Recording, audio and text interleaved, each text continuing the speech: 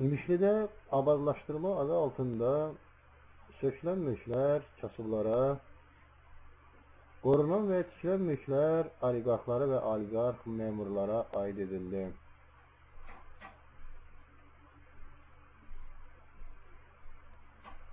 Ama çok qəribədir ki, yakın ümummilli liderinin büyük bir şəkilli iki oligarkın mülkünü korumak için çekilen hasarın arkasında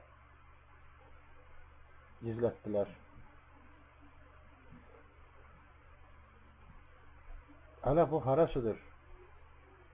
İleride göreceğiniz sujette həmin portretle bu memurlar hansı oyunları durğuzdular, onun şahidi olacaksınız. Dikkat!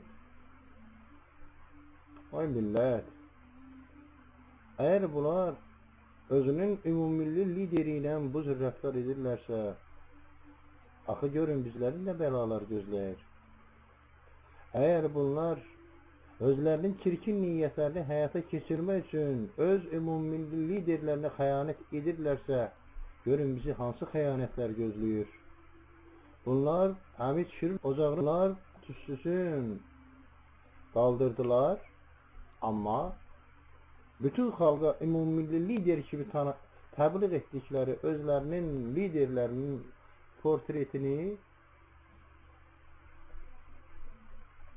həmin parkdan çıxararaq elə həmin parkın Heydər Əliyev parkının ocağının tüssüsünü söndürdülər.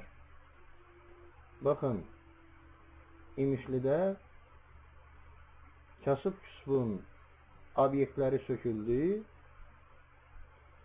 varların obyektləri qorundu. Bugünsə İmişli'nin qaranlıq küçələrinin, bərbad küçələrinin işıqlanması, asfaltlaşması əvəzinə 8 ay önce, 1 il önce təmirdən çıxmış Heydər Əliyev Parkın yaxın binasın, şahmat məktəbin, ümumiyyətlə dövlət büdcəsindən maliyyələşən bütün deyək ki, lazım olan idarələri bunlar təmirə dayandırdılar. Peki ölkə büdcəsindən ayrılan pulun canı sağ olsun.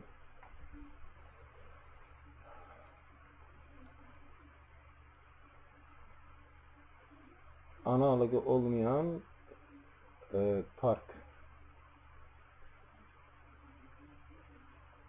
Bakın. Gördüğünüz gibi həmin portret indi ayağı üstə deyil. Bax beləcə ağzı üstə yerə sərilmiş formatdadır. İndi siz deyin, eğer bunlar öz ümummilli lideri ilə bu cür rəftar edirlərsə, bizi hansı bəlalar gözləyir, ha?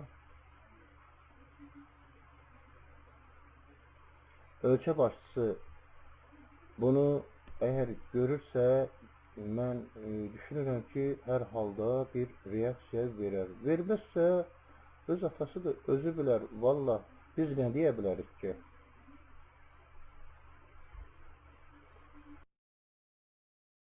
Bu Heydər Əliyevin portretini niyə sökürsünüz ki? Ha?